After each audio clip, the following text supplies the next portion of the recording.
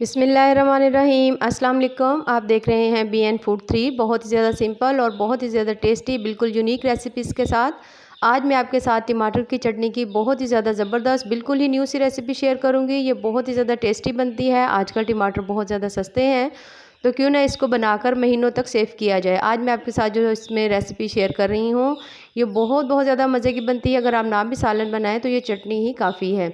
चलें जी अपनी मज़ेदार सी रेसिपी को शुरू करते हैं। सबसे पहले मैंने लिए हैं टमाटर मैंने तकरीबन लिए हैं 1 किलो और उसके अंदर मैंने डालनी है सब्ज़ मिर्चें इसके अंदर तकरीबन 7-8 हैं।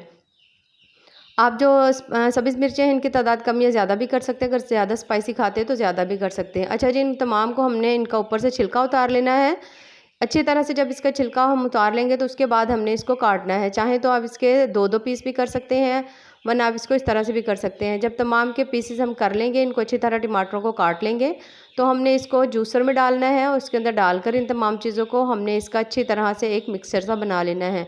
बिल्कुल ही डिफरेंट अंदाज में ये बनाएंगे, बिल्कुल बहुत ज़्यादा टेस्टी बनेगी। आपने पहले इस तरह से कभी भी चटनी बनती हुई नहीं देखी होगी।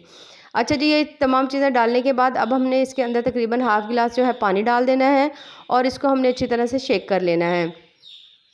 ब्लेंड करने के बाद ये देखिए हमारा जो टमाटर है उसका इस तरह से पेस्ट बन चुका है। अब हमने एक कढ़ाई लेनी है, उसके अंदर थोड़ा सा 1 से 2 चम्मच हमने कुकिंग ऑयल या घी डालेंगे।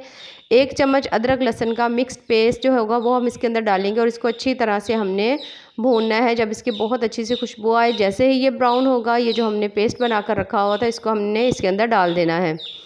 ये देखिए इस तरह से इसके अंदर हमने डाल देना है और इसकी अच्छी तरह से हमने कुकिंग करनी है। अच्छा जी, कोशिश करें कि आप थोड़ा सा तेज़ आंच पर इसको पकाएं और इसके ऊपर ढक्कन ज़रूर रख लें क्योंकि ये थोड़ा सा इसके अंदर से छींटे वगैरह उड़ेंगे तो फिर वो थोड़ा सा मसला ना हो। साथ ही हमने इसके अंदर डाल देने स्पाइसेस में हाफ़ चम्मच मैंने नमक डाल दिया है, 1 चम्मच मिर्च, हाफ़ चम्मच मैं इसके अंदर हल्दी डाल रही हूँ।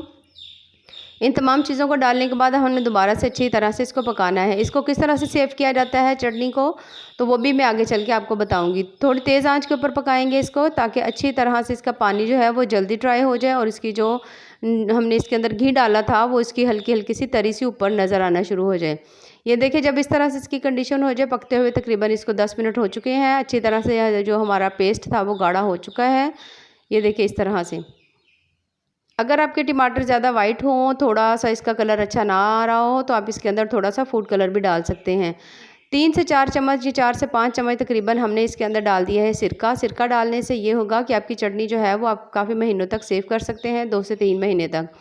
उसके बाद इसको हमने दोबारा से अच्छी तरह से पकाना है। खट्टी मीठी चटनी बनाने के लिए हमने इसके अंदर डालनी है चीनी, 2 से 3 चम्मच डाल लें आप। अगर आपको हमने इसमें चीनी नहीं डालनी तो आप इसको स्किप भी कर सकते हैं। वैसे भी ये चटनी बहुत ज़्यादा मज़े की बनेगी, लेकिन अगर आप चीनी डालेंगे तो बड़ी ही मज़ेदार और खट्टी मीठी सी हमारी जो चटनी है बनेगी। ये देखिए हल्का सा घी जो है किनारों से नज़र आना शुरू हो गया है तो हमारी चटनी हो गई है जनाब रेडी। चलें जी इसको डिश में निकालते हैं। ये देखिए माशाल्लाह कितनी मज़ेदार, ज़बरदस्त और टेस्टफुल सी हमारी टमाटर की जो चटनी है वो तैयार हुई है। रेसिपीज़ पसंद आए तो चैनल को ज़रूर लाइक करें, सब्सक्राइब करें। अल्लाह हाफ़िज़।